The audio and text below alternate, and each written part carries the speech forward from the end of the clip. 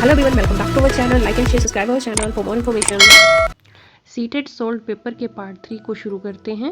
एक स्टेटमेंट दी हुई है, बहुत कम उम्र में दुनिया भर के अधिकांश संस्कृतियों में लड़कियां गुड़ियों को खिलाने के रूप में चुनती हैं, जबकि लड़के कारों के साथ खेलना पसंद करते हैं। ये एक कथन है और इसका रीजन बताया गया है। बच्चे किसी विशेष संस्कृति की अपेक्षा के आधार पर एक लड़के या लड़की के लिए क्या उपयुक्त माना जाता है, इसके बारे में जानकारी व्यवस्थित करते हैं और उनके अनुसार व्यवहार करते हैं। सही है कि लड़कियां जो है गुड़ियों के साथ खेलना पसंद करती हैं और लड़के कार के साथ ज़्यादा खेलना पसंद करते हैं और बिहेवियर उनका रिफ्लेक्ट करता है उनकी संस्कृति को। तो सेकंड जो है इसका सही ऑप्शन होगा। वाइगोस्की के अनुसार डैश बच्चों के लिए संकलात्मक योग्यता के विकास में महत्वपूर्ण भूमिका निभाता है। वाइगोस्की की थ्योरी आपने पढ़ी हुई है तो आपको पता होना चाहिए कि वो जो है लैंग्वेज और सोशलिज्म को फोकस करते हैं। तो पीर ग्रुप जो है सहकारी सहयोग मीन्स पीर कोलैबोरेशन जो है इसका सही आंसर होगा। वाइगोस्की के सिद्धांत के अनुसार आंतरिक वाक्य फर्स्ट है, बच्चों के लिए एक काल्पनिक दोस्त के साथ संप्रेषण करने का एक तरीका है। संज्ञात्मक अपरिपक्वता का प्रतीक, विकासात्मक देरी का संकेत है। बच्चों के लिए अपनी सोच को नियंत्रित करने का एक तरीका है। जो इनर स्पीच है वो क्या है वाइगोस्की के अनुसार, तो ये 4 ऑप्शन दिए गए हैं, इसमें से आपने करेक्ट आंसर बताना है। तो वाइगोस्की के अनुसार जो इनर स्पीच है बच्चों के लिए अपनी सोच को नियंत्रित करने का एक तरीका है, तो 4th जो है इसका करेक्ट आंसर हो जाएगा। 4 वर्ष की अपर्णा कहती है कि एक बटन जिंदा है क्योंकि ये उसकी शर्ट को एक साथ बांधने में मदद करता है। जीन प्याजे के अनुसार उसकी सोच की विशेषता है। जीन प्याजे के अनुसार ये जीववादी चिंतन है, तो इसका बी जो है करेक्ट आंसर होगा।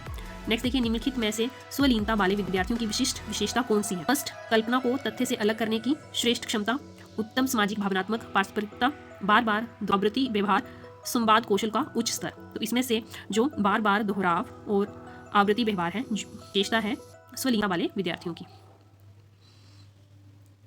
नेक्स्ट स्टेटमेंट है, विद्यार्थियों के बीच समालोचनात्मक चिंतन को सुगम बनाने के लिए शिक्षकों को उन्हें विविध परिस्थितियां और विविध दृष्टिकोण से अवगत कराना चाहिए। रीजन क्या है?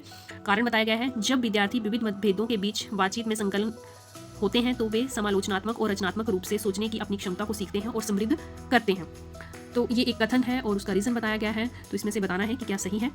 तो जो स्टेटमेंट दी गई है वो भी सही है और इसका रीजन भी सही है, सेकंड ऑप्शन होगा। नेक्स्ट देखिए, निम्नलिखित में से अधिगमन का प्राथमिक लक्ष्य कौन सा होना चाहिए? जो प्राइमरी गोल है वो क्या होना चाहिए? तो लर्निंग का जो प्राइमरी गोल है क्रिटिकल थिंकिंग को डेवलप करना होना चाहिए, मींस समालोचनात्मक चिंतन का विकास। तो 4th इसका सही आंसर होगा। नेक्स्ट देखिए, बच्चे सबसे प्रभावी ढंग से तब सीखते हैं यदि कोई अवधारणा सामान्य से विशिष्ट की ओर बढ़ती हो, अमूर्त से मूर्त की ओर बढ़ती हो, जटिल से सरल की बढ़ती हो, तर्क संगत से अनुभव जन्य की ओर बढ़ती हो। तो जर्नल से स्पेसिफिक की तरफ जब भी लर्निंग बढ़ती है तो बच्चा जो है वो इफेक्टिवली सीख सकता है, तो इसका फर्स्ट जो है वो करेक्ट आंसर होगा। विद्यार्थियों की सीखने की शैलियों में विविधता फर्स्ट है को महत्व दिया जाना चाहिए और मानव विविधता के प्रतिबिंब के रूप में देखना चाहिए। सेकंड है उसकी उपेक्षा करनी चाहिए या फिर अधिगमन प्रक्रिया के दौरान ध्यान में नहीं रखना चाहिए। 4th है शिक्षण अधिगमन प्रक्रिया में बाधा और अवरोधक के रूप में देखना चाहिए। तो ध्यान नहीं देना स्टूडेंट की वैरायटी में या फिर उसको अवरोधक समझना, ये बिल्कुल गलत है। सेकंड में बताया कि उसकी उपेक्षा करनी चाहिए, तो ये भी गलत है। फर्स्ट इसका सही आंसर होगा। जो है करेक्ट आंसर होगा कि विद्यार्थियों की सीखने की क्षमता में शैली में जो भी विविधता है उसको महत्व देना चाहिए और उसे मानव विविधता के प्रतिबिंब के रूप में देखना चाहिए। तो ये थे हमारे पेपर 1 के 30 साइकोलॉजी क्वेश्चन। अगर वीडियो अच्छी लगी हो तो लाइक और शेयर जरूर कर देंगे। Thanks for watching.